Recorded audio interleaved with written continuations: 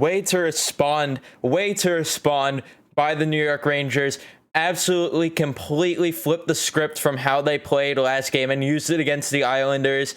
They played fantastic tonight in all ends of this game. You can't complain with how they played in any aspect. Like I said, good offensively, great defensively, great all ends of the ice, just complete hockey, which we have not seen all year from this team. It's just been a matter, though, anytime they do play like this, it's a matter of them playing consistently, which they never do. We've been over this all year, and hopefully they could start staying consistent.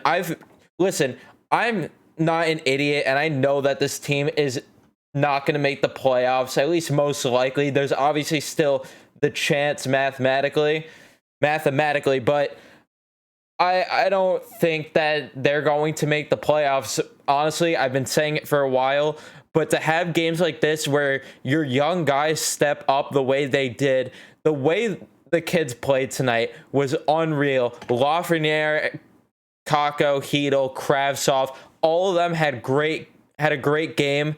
I should say last night now, because I do want to apologize also for getting this up late. I ended up being busy after the game a bit. So, yeah, that's all that was. So I'm sorry for getting this up late. I'm trying to find a way to tie this in, but let's just talk about something else that is great. Fade grips.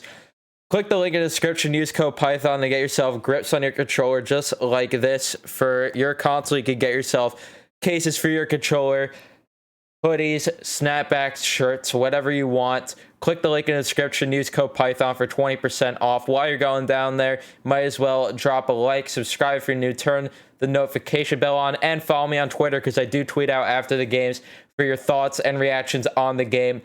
So we appreciate it. I appreciate when you send those in, because it does help with the content.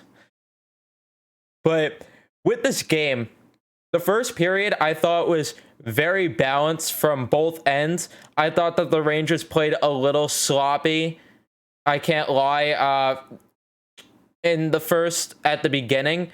But overall, they balanced it out. They started playing a little bit of a better game as the period was going on. But I thought it was pretty balanced all the way through. Maybe a little bit dominant for the Islanders a little bit at certain moments.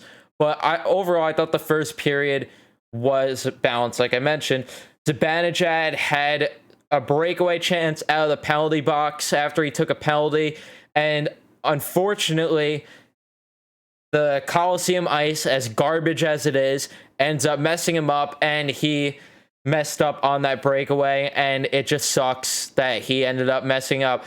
And by the way, the Rangers did not take a penalty at all tonight, which it really, or no, they did. Never mind. What am I saying? They took one, but that penalty kill was great, is what I meant to say. But they didn't get a power play, is what I meant to say, which was weird and just shows how disciplined the Islanders are. And listen, if you're able to win a game without getting a power play, that is just great right there. Even though the power play, we know all year how bad it has been for the Rangers, and we know that this power play is just not going to, it just hasn't shown any signs of getting better. And quite frankly, we've been wanting the Rangers to decline penalties if they could all season long, because it's just that brutal on the power play for them. It truly is.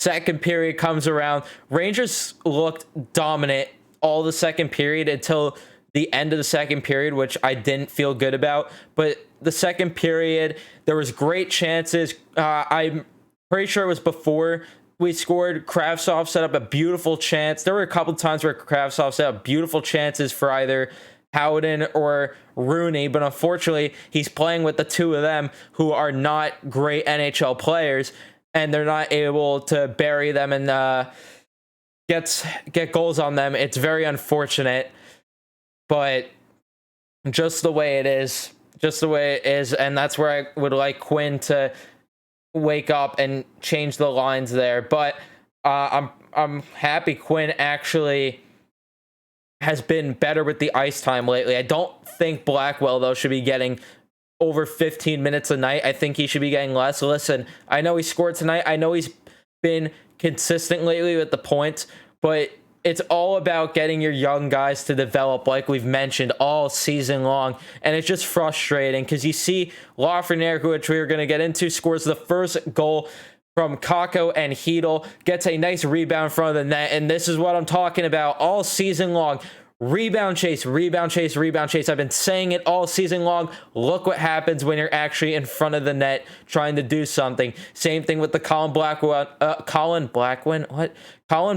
goal from Panarin and Ryan Strome, which came a little bit after that, 4 minutes after that, and gets in front of the net, gets to the slot. Blackwell's been getting in front of the slot lately and burying them. Absolute sick release from Blackwell, and the Rangers are up 2-0 all of a sudden. And honestly, great performance for the beginning of the second period. And then things started to not go so well. The Islanders ended up scoring one, but it got called back from Brock Nelson. He tipped it in front of the net, but it was a high stick call. Then Andy Green, a little bit after that, scores a goal from Matt Barzal. They kept changing it if it was Everly or Green's goal. I don't know whose goal it is, but nevertheless, Andy Green ends up scoring. And we kind of got the feeling, and I tweeted it. I tweeted that I didn't feel good about the game at all. And you kind of got this vibe.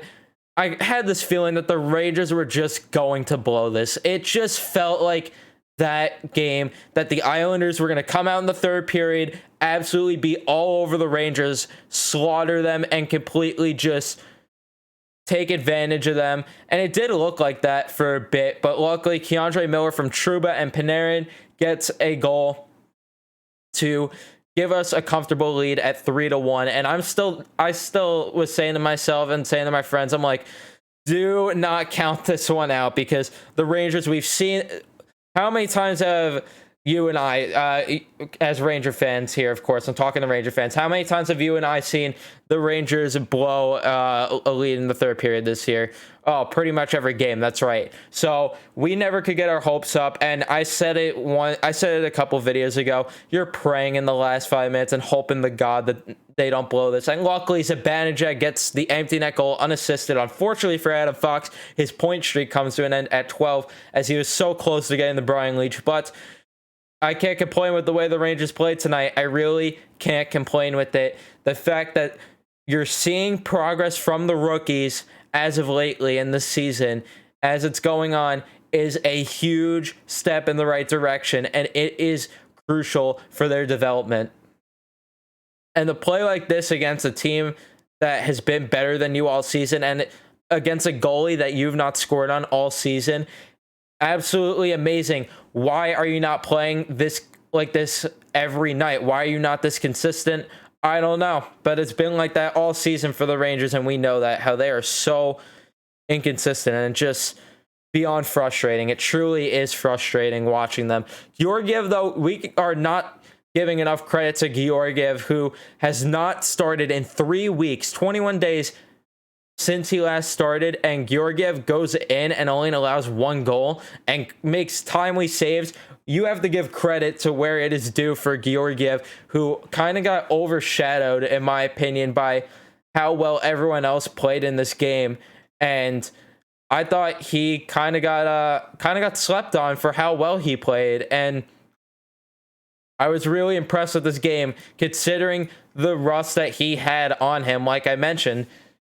So Georgiev, hopefully he keeps his play up against the Islanders, and hopefully he keeps his play up in general, especially if we don't end up trading him, because we need him to be like that every night. I don't know why any opponent that's not the Islanders, or I'm forgetting the other opponent that he sometimes stays lights out against also, but for some reason against the Islanders, he just has their number, and I'm hoping it stays that way, especially on Sunday if he starts.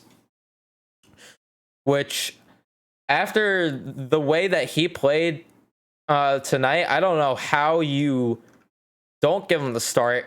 I really don't know. But you never know, because Quinn has been wanting to play Shesterkin a lot, so you never know. And when it comes to standing-wise, Boston has 3 games in hand on us. 3 games in hand on us now. Sorry, it's late. 3 games in hand on us now. And we have 43 points. They have 48. So, great. It's just not happening. The playoffs are just not happening, and I'm sorry to break it to you. Let's get into Twitter questions. NYR10 says, do you think Georgiev plays on Sunday? Just talking about it. But I think that you gotta... I don't know how you sit Georgiev after the way he played tonight during this game. I really don't know how. Shesterkin has looked a little tired lately. I would be totally fine with I'm fine with any goalie, but I would be totally fine, and I think it makes more sense from a matchup standpoint to give Georgiev another start against the Islanders if he has the confidence against them, and give Shesterkin a little more rest. He has been tired. It's been showing his past few starts. Give him a little bit more rest, and that gives you the flexibility to use Shesterkin a little bit more as the stretch goes on. Because say you do win Sunday, you're in a chance where, hey, you play New Jersey 4 games in a row. All right, that's a team that you could win all 4 games against potentially. That truly is. I don't think it's going to. I think they end up losing at least one of those games. But if you win those 4 games and you could play Shesterkin for all 4 of them because you rested him Sunday night, playoffs might be a little bit of a different discussion now, huh? Playoffs might be a little bit of a different discussion now. New York Style 24 says, what a game, and thoughts on Georgiev's performance. Yeah, what a game indeed. Complete turnaround from last night, and it just has been this way up and down all season long. And Georgiev's performance, like I said, it's getting overlooked. Nobody is giving Georgiev credit for the way he played tonight. All the talk is about how Lafreniere, Kakko, Hedel, Kravtsov, how they all played, which, yeah, it was great. But everyone's kind of overlooking how Georgiev played. I'm looking right now just to see. He didn't even get a start of the game, which I find disrespectful. Nice to see Lafreniere get a start of the game. That's probably the first time he's got it in his career. I'm not sure, actually. He might have got it against New Jersey or Washington. But nevertheless, great game for all of them. But Georgiev kind of gets overlooked in this entire situation. I thought he was really, really solid and completely under the radar. Completely when it came to his performance. But that is going to be the video. I hope you guys enjoy. Leave a like, subscribe if you guys are new, and I will see you guys in the next one. Have a good night, everyone.